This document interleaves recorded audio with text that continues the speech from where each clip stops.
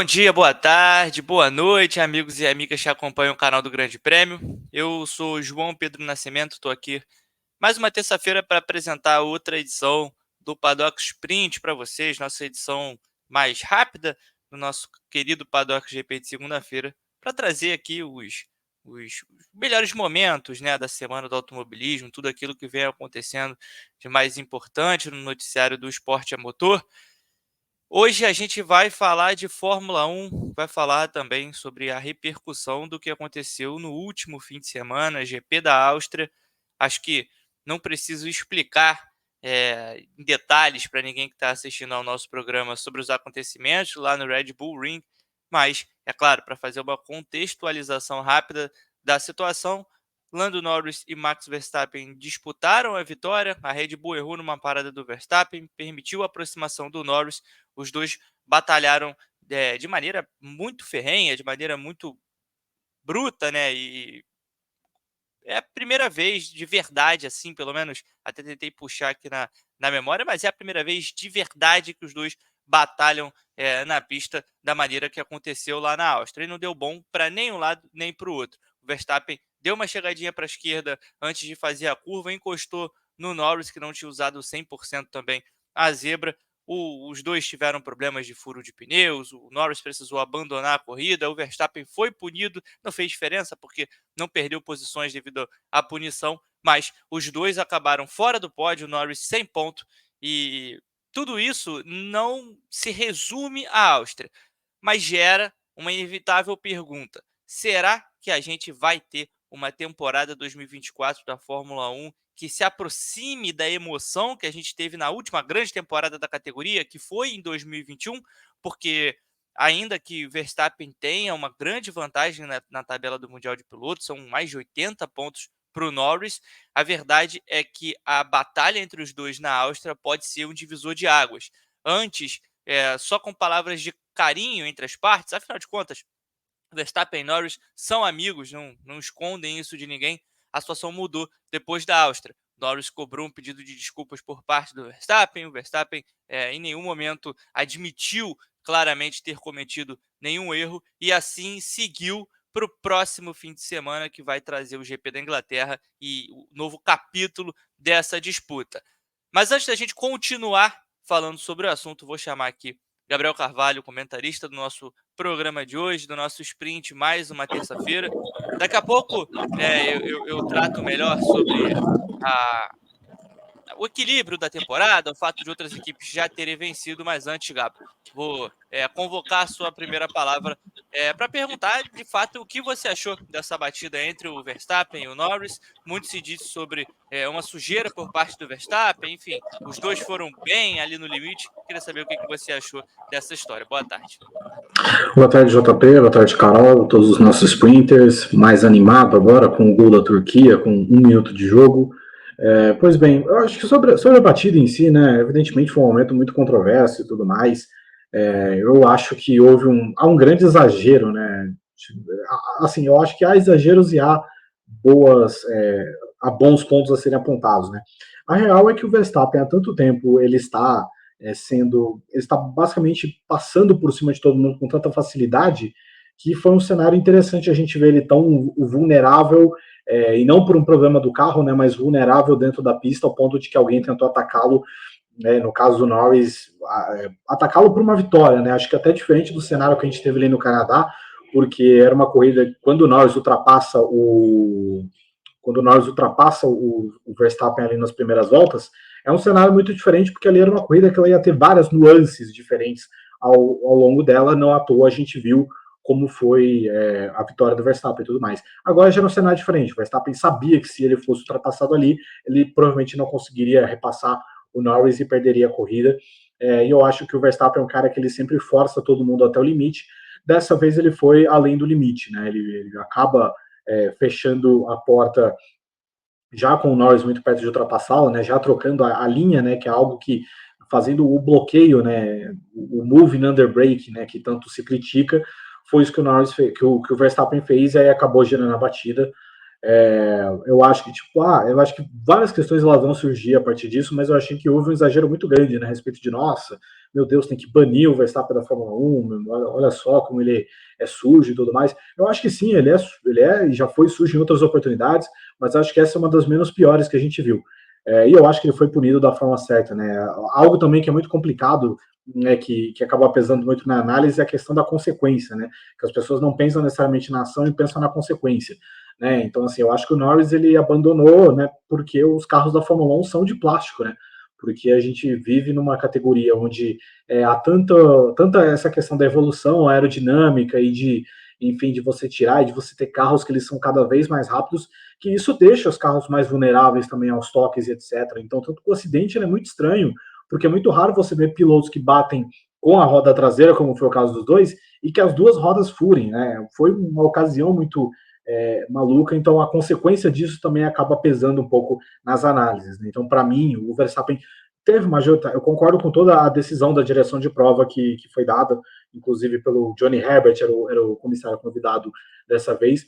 Ele fala, né, que o Verstappen é majoritariamente culpado e por causa disso ele recebeu a punição que recebeu. Agora, o fato do Norris abandonar, eu acho que isso não deveria interferir em nada, até porque a gente precisa julgar a ação das coisas e não a consequência. E eu mantenho esse ponto, vocês podem puxar aí, se quiser, o Paddock GP de 2021, eu falei a mesma coisa sobre o incidente do Hamilton com o Verstappen em Silverstone. Você não pode julgar consequências, você pode julgar a ação. E para mim, tanto a ação do Hamilton daquela vez quanto do Verstappen dessa vez foi uma ação errada e que mereceu ser punida. Mas acho que está tendo muito exagero, né, nessa parte. Agora, o que isso vai render para o campeonato é algo completamente diferente, né? Eu acho que isso pode ser, sim, um divisor de águas a respeito de como o Norris trata as coisas. A gente está vivendo um ano depois da temporada mais dominante da história da Fórmula 1, que a Red Bull venceu todas menos uma corrida, né, no GP de Singapura. A gente tem um campeonato bem diferente em 2024. Ainda, né, o domínio da Red Bull é óbvio desde o início do ano, isso não mudou, mas ele já não é tão forte quanto foi no ano passado. Então, nesse ano a gente já viu o Verstappen ganhar a corrida, né, a Ferrari ganhar a corrida com os dois pilotos, o Sainz e o Leclerc, a McLaren vencer com o Lando Norris e agora a Mercedes também venceu com o George Russell, que já tinha conseguido a pole no Canadá, andou na frente durante uma boa parte da corrida e agora venceu muito mais por conta, exclusivamente, né, por conta do que aconteceu na batalha entre os dois primeiros colocados, e não exatamente por um crescimento da Mercedes que a permita pensar em vitórias. A Mercedes, obviamente, evoluiu ao longo da temporada, mas ainda não é um carro que vai sonhar com primeiros lugares habituais. Então, a briga está ali entre Red Bull e McLaren, mas quatro equipes diferentes, esse é o fato, quatro equipes diferentes já venceram corridas na temporada até agora. Então, dado esse cenário, dado o equilíbrio que a Fórmula 1 tem conseguido nas últimas etapas, e levando em consideração, que é uma coisa que eu faço questão de frisar, que se a Red Bull não tivesse errado naquela parada, o Verstappen sairia com uma diferença bem considerável em relação ao Norris. Você acha, Gabo, que a gente pode ter ainda, mesmo com essa distância que o Verstappen tem na tabela em relação ao Norris, uma disputa apertada pelo título, talvez não nos padrões de 2021, que os dois pilotos chegaram na última corrida empatados na tabela de classificação, que é muito difícil de acontecer. Mas você acha que dá para ter uma briga pelo campeonato, de fato, agora que a McLaren parece ter encostado de vez na Red Bull? Com certeza não. Com certeza não, até porque a gente já está falando de 81 pontos de desvantagem, né, do Norris para o Verstappen. Mas eu acho que a grande situação é o seguinte: como isso vai se interferir a partir das próximas corridas, né? Porque, inclusive, é o grande ponto, inclusive crítico, por parte da McLaren, né? O tom das críticas da McLaren é justamente por entender que, tipo, cara, nada vai tirar o título do Verstappen esse ano. E, enfim, eu não parei para pensar quanto seria a conta se a gente tivesse o Norris em primeiro e o Verstappen em segundo no último domingo. Mas ainda seria uma vantagem muito grande. Especialmente porque tem algo que cerca muito a Red Bull, é a forma com que o Verstappen ele aproveita todas as oportunidades que caem no colo dele. Então a gente está falando de um cenário que, sei lá, mais ou menos desde Miami, a gente teve, sei lá, uma corrida talvez onde o Verstappen foi extremamente dominante, onde a Red Bull tinha necessariamente o melhor carro. O Verstappen é um cara que abraça todas as oportunidades sem deixar brecha para ninguém, basicamente.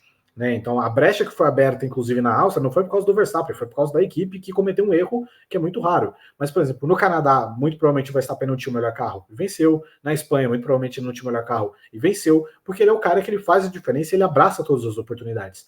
Então a gente não está vivendo um cenário parecido, até, claro, é um exemplo, não é o melhor exemplo do mundo, mas quando o Leclerc ele abre 47, 48 pontos para o Verstappen no começo de 2022, por exemplo, era um cenário diferente. Primeiro que a gente ainda tinha muitas corridas a serem disputadas e a gente não sabia necessariamente como aqueles carros estavam. O que a gente sabia é a Red Bull está quebrando muito, tanto que o Verstappen ele tinha 2 abandonos em 3 corridas. Mas de repente a coisa foi começando a se neutralizar e aí a Ferrari é quem acaba sofrendo mais com a questão de confiabilidade e a gente vê um campeonato que antes mesmo da metade já era de total conhecimento de que estava nas mãos do Verstappen. Então eu acho que, tipo assim, em termos de disputa de título, não muda e tudo mais. Mas acho que pode apimentar um pouco a questão para 2025, quem sabe, né? Porque a gente sabe que é um ano que muito provavelmente não teremos grandes mudanças em termos de. É claro, assim, todo mundo vai estar se preparando para 2026 e tudo mais. Então vão ter equipes que elas vão fazer mais um all-in, né? E eu acho que a McLaren ela pode, quem sabe, dar um all-in em 2025, né? Para mudar algumas coisas. Mas eu acho que a evolução dos carros ela vai ser muito sensível, porque realmente todo mundo vai estar olhando para o ano seguinte. Então, exceto, claro, se você tiver aqui uma diferença, enfim, claro, sempre vai ter alguém que vai arranjar algo a mais, alguém que vai perder um pouco a mais, mas eu acho que as mudanças vão ser bem sensíveis. Então, eu acho que o Norris ele tem até o fim do ano meio que um espaço de treino para ele, para 2025, que é onde ele pode testar, ele pode entender a posição do Verstappen, ele pode testar mais vezes, atacar o Verstappen como ele atacou na Áustria, e aí para 2025 ele pode estar mais apto a, quem sabe, disputar um título, né, dependendo do pé de igualdade que as duas vão começar, e né, Red Bull e McLaren também dependendo da quantidade de vezes que o Norris vai conseguir se valer de oportunidades que caem no colo dele. Porque de todas as chances que o Norris teve no colo dele até aqui, ele só aproveitou a de Miami. Fora essa, o Verstappen ganhou todas. Então, tem esse fator também. Dentro da pista pode ser que as coisas realmente não mudem tanto. Em termos de campeonato, falando aqui em termos de pontuação, eu concordo com o que o Gabo disse. Acho que essa vantagem que o Verstappen construiu e o fato de ele agarrar cada oportunidade que aparece acaba fazendo muita diferença lá na frente. É o que mais faz diferença lá na frente. Mas a gente também pode olhar para essa situação por uma segunda ótica, esquecendo talvez um pouquinho a disputa no campeonato, mas o fato é que a coisa se birimbolou depois da corrida de tal forma que o Norris disparou para cima do Verstappen, o Verstappen também não gostou da forma como o assunto foi tratado pelo Norris, o Helmut Marko criticou o piloto da McLaren, o André Stella criticou o piloto da Red Bull, enfim, virou um chumbo trocado de todos os lados, o Christian Horner também se meteu na situação, e pela primeira vez, isso é um fato, primeira vez desde 2021 que a gente vê uma rivalidade forte ali fora das pistas, porque ainda que 2022 tenha tido uma pequena batalha entre Red Bull e Ferrari durante boa parte do campeonato, principalmente ali na primeira metade, a gente não viu essa rivalidade aflorar. Pelo contrário, acho que o Verstappen foi bem respeitoso, inclusive com o Leclerc nas disputas de pista e as equipes também mantiveram a mesma linha. Então, Gabo, já que você acha que no campeonato, e aí eu também acho, eu acompanho o relator, que o campeonato já não promete uma briga entre os dois pelo título, falando de primeiro lugar, o que dizer sobre o clima? Você acha que muda daqui em diante? A amizade do Verstappen, a relação entre o Verstappen e o Norris, eu não gosto muito de usar a palavra amizade nesses casos, mas a relação entre o Verstappen e o Norris, ela muda daqui para frente entre Red Bull e McLaren? Será que são as duas equipes, as duas grandes equipes do momento na Fórmula 1? Será que essa situação foi o estopim para uma situação, um cenário mais bélico daqui para frente? Eu acho que tem esse potencial sim, especialmente se a gente olhar pelo lado do Norris, né? Claro, quando a gente fala de amizade na Fórmula 1, a gente sempre vai lembrar Rosberg, Hamilton e tal, e tudo que cercou aquilo.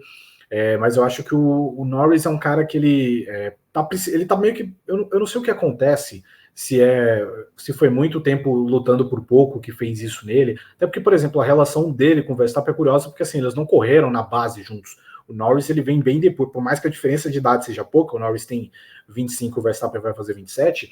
Eles não correram na base. O Norris ele veio um pouco depois e tudo mais. É uma relação que ela é estabelecida mais, especialmente por essas coisas de corrida virtual, que são coisas que os dois gostam e tal. Então eles tiveram isso. Mas acho que o Norris ele tem que começar a entender no momento que a McLaren ela não é mais aquela concorrente que está disputando por fora e que vai caçar uma oportunidade vez ou outra. Mas entender, e eu acho que ele está começando a entender isso, a gente vê isso pela postura dele, a diferença de postura dele nas entrevistas, né? No passado, por exemplo, onde para mim ele era muito criticado, até injustamente, porque ali para mim a McLaren realmente não tinha chance de se defender da Red Bull, mas também de entender que agora a McLaren é uma candidata a vencer todo o fim de semana, e que ele precisa capitalizar a chance em todo o fim de semana, e que ele vai precisar tentar, ele vai precisar errar, ele vai precisar aprender. E a gente vê como isso está mudando. A gente vê, por exemplo, se eu não me engano, na Espanha, o Verstappen ele fez alguma brincadeira, naquela sala pré-pódio, o Verstappen ele faz alguma brincadeira com o Norris e o Norris não responde. Né? E tem uma coletiva de imprensa também, eu não lembro exatamente qual era o tema, mas eles estavam juntos na coletiva semana passada, o Verstappen brinca também com o Norris e o Norris não responde. Então parece que as coisas estão mudando, que ele está começando a entender que, tipo, cara, o cara que ali é o seu amiguinho de simulador e etc., na pista, ele vai te tratar como qualquer um. E também na pista, o Norris ele tem que entender que a McLaren ela tem condições de vencer em todo o fim de semana. Ela tem que entrar para brigar para vencer em todo o fim de semana. Não é mais, Sochi 2021, onde, pô, foi um fim de semana onde o Hamilton estava largando de um lugar, o Verstappen era o último, e aí o Norris fez a pole, a concorrência dele era o Sainz. Não é mais esse cenário, entendeu? Um cenário muito específico onde ele esteve na frente. É um cenário onde semana a semana o Norris está largando na primeira fila e ele tem condição de brigar pelas vitórias, entendeu? Então, é um processo, eu acho que ele está tardiamente passando por esse processo. Eu acho que é um processo normal na Fórmula 1. A gente tem o costume, às vezes, de apressar muito as coisas e de entender que os caras que eles se sobressaem nessas situações muito cedo, eles são fenômenos e nem todo mundo é fenômeno. Então, tipo assim, o Hamilton para mim é um tipo de fenômeno diferente, por ele disputar título na primeira temporada dele, ele ganhar uma maturidade diferente na Fórmula 1 nos primeiros anos. O Verstappen também é um fenômeno muito diferente, pô, mais jovem vencedor de corrida na Fórmula 1, um cara que ganha na primeira corrida dele pela Red Bull. Então é um cenário diferente, nem todo mundo é o Hamilton Verstappen, às vezes as pessoas precisam de um tempo e de um contexto e de aprender na marra como as coisas vão funcionar. O Mika Hakkinen, por exemplo, foi assim. Eu penso o que seria do Mika Hakkinen se ele corresse nessa década agora de redes sociais. Ele ia ser esculhambrado todo fim de semana, né? Pô, é um cara que demorou quase 100 corridas para vencer pela primeira vez na Fórmula 1 e, pô, foi bicampeão mundial, ganhou o título em cima do Schumacher, é um piloto aí que, sei lá, tá entre os 20, 25 maiores pilotos da história. Então eu vejo o Norris assim, eu acho que o Norris ele tá aprendendo agora, a carreira de elite do Norris tá começando agora, porque ele também não é um piloto histórico, não é um piloto de elite histórica que a gente vai discutir entre os grandes da história, porque ele também não tem essa obrigação de ser isso, né? Os grandes, eles são os grandes justamente porque eles não têm, porque eles estão acima disso e nem todo mundo tem a obrigação de ser um piloto histórico. Nem todo mundo precisa ser um Jim Clark, nem todo mundo precisa ser um Ayrton Senna. Norris, ele pode só ser um grande campeão, dependendo de como a carreira dele andar. Perfeito. E antes da gente fechar o assunto Fórmula 1, quero falar um pouquinho de Indy com vocês ainda até o final do programa, mas queria trazer só mais um tópico em relação a essa disputa, que é uma coisa que, para mim, até guardei para o final do assunto justamente por isso, porque para mim é o que tem sido o ponto principal de toda essa discussão, depois da batida entre o Verstappen e o Norris, é o que mais tem sido falado, né? E eu acho que é muito interessante também da gente, enfim, dar a nossa visão aqui também, avaliar como é essa situação. O Verstappen foi campeão pela primeira vez da Fórmula 1 em 2021, numa temporada completamente atípica. Né? Ele enfrentou o Hamilton, que vinha de anos de soberania na Mercedes, no ano em que a Red Bull veio sim com o melhor carro no início do ano, e aí a Mercedes, talvez pega de calça curta, demorou para responder. Na minha visão, a Mercedes cometeu uma série de erros ao longo do ano e que culminaram naquela polêmica decisão de Abu Dhabi, enquanto a Red Bull colecionou muito mais acertos e, enfim, dentro da pista a gente teve uma batalha absurda entre o Verstappen e o Hamilton, com os dois pilotos passando do ponto em ocasiões diferentes. Né? O Hamilton passa um pouco da linha lá na Inglaterra, acho que é um acidente que merecia a punição que teve, assim como o Verstappen também fez em... Não considero, nem sempre coloco o Imola nessa conta, mas pode ser considerado, mas a gente teve na Itália, teve no Brasil, acho que no Brasil e na Arábia Saudita foram os piores casos, e aí o campeonato termina daquela forma em Abu Dhabi. 2022 e 2023, o Verstappen teve uma rivalidade na Fórmula 1 com o Leclerc durante uma parte, não uma rivalidade, né, mas uma disputa de verdade na Fórmula 1 com o Leclerc naquela primeira parte de 2022. Depois isso foi embora, a Ferrari não conseguiu acompanhar o ritmo da Red Bull, ela dominou a segunda metade de 2022 e dominou também em 2023. Gabo, uma coisa que eu vi muito ser falada depois desse acidente entre o Verstappen e o Norris é que o Verstappen é um gênio quando corre sozinho e quando não tem tantos adversários assim, né, à altura, mas que remonta a velhos hábitos, e aí falando do que aconteceu em 2021 e antes disso, quando tem a proximidade de outro piloto, né? O Norris se aproximou e o Verstappen acaba ativando aquele modo que a gente viu há algum tempo atrás e que sumiu recentemente, porque a verdade é que ele não precisou batalhar com ninguém para vencer tanta corrida quanto ele venceu no ano passado. Queria saber o que você pensa sobre isso. Você acha que. Eu acho que dizer que o Verstappen é um gênio do automobilismo é uma coisa.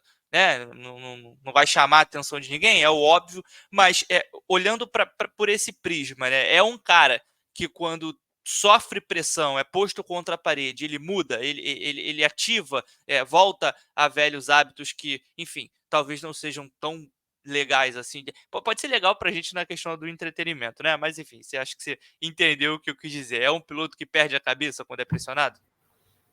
Eu acho que não são nem velhos hábitos, né? São hábitos que eles estão aí e eles estão meio escondidos porque não houve batalha, né? Eu acho que assim é bizarro porque realmente é um cara que não necessariamente quando colocado, quando pressão, mas acho que quando ele sente que a derrota está perto, ele tenta forçar ao máximo para que isso não aconteça. E não foi só assim com o Hamilton, né? O Hamilton é o maior exemplo, mas o Leclerc passou um pouco disso também em alguns momentos. Até no ano passado, né? Se a gente lembrar, no GP de Las Vegas, é a punição mais recente que o Verstappen toma na Fórmula 1, que ele joga o Leclerc para fora da pista. Então é um cara justamente dessa maneira, né? E eu acho que a postura ela vai só mudar o dia que, enfim, eu não sei se ela vai mudar. A galera tá numa sanha agora de falar que só vai mudar quando jogar o Verstappen Bull. Eu falo, cara, não precisa ser necessariamente assim, né? Eu acho até um discurso meio chato de ser promovido por algumas pessoas. Mas eu acho que assim, a rapaziada precisa forçar também o Verstappen em algumas situações, né? E não deixar tudo muito fácil para ele. E assim, não querendo ser um cara, eu não gosto de suar também dessa maneira, porque às vezes eu acho que o Verstappen, as pessoas tiram muito mérito do Verstappen. Tipo, é como se todo mundo fosse muito defeituoso e isso que gerasse um Verstappen vencedor. Não é. O Verstappen é vencedor porque ele é melhor que todo mundo mesmo. E ele está em um patamar acima de todo mundo. Mas acho que em algumas vezes a galera tem que também lutar um pouco mais, né, entendeu? Não deixar a vida fácil para ele, porque sabe que assim, se é um cara que no momento de pressão ele vai forçar até o limite como ele forçou com o Norris, acho que a galera tem que forçar até o limite com ele também. Não precisa ser necessariamente bater de propósito, não estou querendo dizer isso e condeno quem fala essas coisas, mas acho que é um cara que, sim, é um cara que quando ele está sob pressão, ele sempre força até o limite e acho que o esporte ganharia muito se as pessoas forçassem até o limite com ele também. Né? Não, mas forçar o limite em termos de fazer a defesa que ele faz e se especializar em defesa do jeito que ele faz. Não em termos de bater de propósito, não. Isso aí é patético. Mas eu acho que é assim que as coisas podem mudar nesse aspecto, e eu acho que ainda assim o Verstappen seria melhor que todos. Eu concordo bem com essa visão também. Acho que a gente pode partir aqui para o nosso último assunto, né, do Paddock Sprint de hoje, porque a gente teve uma notícia nessa terça-feira. A McLaren confirmou, né, o último assento para o trio que ela vai ter em 2025 na Indy, excluindo aí, obviamente, né, o possível retorno do Kyle Larson para disputar a Indy 500. O trio foi formado com Pato O'Ward, que já está na equipe, o Nolan Siegel, que também foi anunciado recentemente no lugar do Theo Pourchaire, e Christian Lundgaard assume a vaga do Alexander Rossi, que não chegou a um acordo para renovar o contrato com a McLaren. Gabo, a McLaren vai na Indy numa pegada, acho que você pode falar até melhor sobre isso, mas uma pegada talvez até um pouco parecida com a Fórmula 1, né? Ela vai reduzindo a idade, vai ter uma equipe bem jovem no ano que vem. Então, eu queria que você trouxesse para a gente, você que é o cara da Indy aqui no Grande Prêmio também, trouxesse para a gente o que você achou dessa história e o que você pensa sobre os planos da McLaren para a categoria mesmo. Eu acho que sobre o Lundgaard em si, é um piloto que já vem pedindo passagem há um bom tempo. Para mim, desses caras que fizeram essa transição Europa-Estados Unidos, é um dos melhores. Né? Um cara que teve alguns bons momentos ali na Fórmula 2, mas nada espetacular. Mas ele veio na Indy, ele se adaptou muito bem e está tirando muito de um carro que não é tão bom assim, né? Porque assim, a Rahal ela é hoje a quinta equipe da Indy, mas você ser a quinta equipe da Indy não significa que você vai estar disputando pole, disputando vitória, indo para pódio, coisa que o Lundgaard faz. Então, tipo assim, ele claramente é o melhor piloto da equipe há um tempo, e acho que seria muito desperdício, né, dele ficar mais um tempo numa equipe que, por mais que seja uma equipe boa, uma equipe que você possa evoluir e etc., não é uma equipe que vai te colocar num patamar de brigar por vitórias com mais frequência e brigar por título, que eu acho que é a grande coisa que você olha quando você faz essa mudança.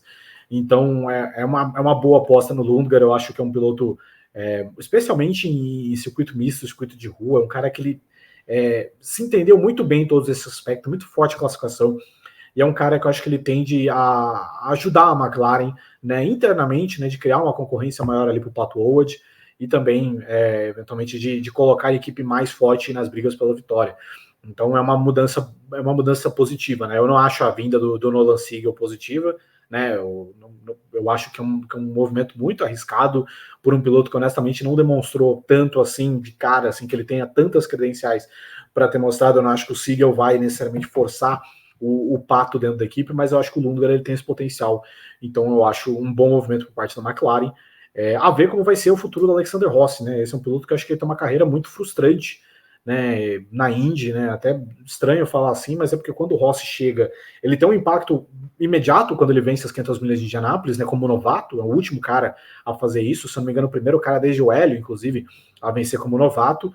Teve temporadas onde ele brigou pelo título ali em 2018, 2019, mas eventualmente foi um cara que a gente viu que as dificuldades internas dele, né, o jeito difícil, duro dele de lidar com as pessoas, acabou afetando muito o desempenho dele, tanto na Andretti quanto na McLaren. Na Andretti, ele ficou um tempão sem vencer, se não me engano, foram quase 3 anos sem vitória. Na McLaren não venceu ainda, apesar de ter feito uma boa Indy 500 esse ano, mas é aquilo, né? Eu acho que quando a McLaren traz o Rossi é porque muito achava que ia ter o patamar de um piloto vencedor, e não foi o caso. Então, a ver o que vai ser da carreira do Alexander Rossi aí na Indy, mas não tem como negar que os últimos anos dele são bem frustrantes. E, Gabo, tava aguardando essa pergunta pra gente encerrar o programa de vez. Você já meio que respondeu, mas vou, vou puxar aqui. É um bate-pronto mesmo. Nolan Siegel ou Theo Pourchaire? Quem você escolheria? O Theo Pourchaire, sem sombra de dúvidas. Eu acho que assim, a única questão do Theo Pourchaire para mim é que não é um piloto da McLaren, né? Não seria um piloto da McLaren, ainda seria um piloto emprestado da Sauber. Mas se a gente pensar no contexto onde ele estivesse livre dessas amarras de Fórmula 1 ou coisa parecida, com certeza o Theo Pourchaire é um cara que, por mais que não tenha brilhado na Indy, eu acho que ele tem um teto maior e eu acho que está mais pronto do que o Siegel, que para mim é um piloto bem cru ainda, e por mais que tenha ali o certo talento, a questão de Le Mans pesa bastante e tudo mais, é um piloto que eu acho que ainda tem muitas etapas a queimar, e eu acho que a McLaren poderia ter feito algo semelhante ao que fez a Ganassi. Por exemplo, a Ganassi com o Keith Simpson não tirou o lugar de ninguém, ela só abriu um espaço a mais ali na equipe, não tirou a vaga de ninguém. Então eu fecharia, se, né, tivesse oportunidade, né, dele sem nenhuma amarra com Sauber, essas coisas, eu fecharia meu futuro no Theo Pourchaire, sim. É isso, amigos e amigas. Não se esqueçam de comentar aqui o que vocês acharam de todos os assuntos que a gente falou do nosso programa. Curtam e compartilhem o canal do Grande Prêmio, que tem ganhado cada vez mais seguidores. Ajudem também para espalhar para toda a internet quantas transmissões a gente faz. Aqui tem Fórmula E ao vivo, WEC, IMSA, Stock Car, enfim, Endurance Brasil. Um monte de categorias para vocês curtirem nesse fim de semana. Tem Fórmula 1 com segunda tela aqui no Grande Prêmio. Na semana seguinte, cobertura ao vivo, em loco, das 6 horas de São Paulo do WEC, que você acompanha ao vivo e com imagens aqui no Grande Prêmio. Agradeço ao Gabo pela participação no programa de hoje, a Carol que está aqui na produção com a gente e vocês que acompanharam a gente aqui até o final. Terça-feira que vem eu estou de volta. Valeu!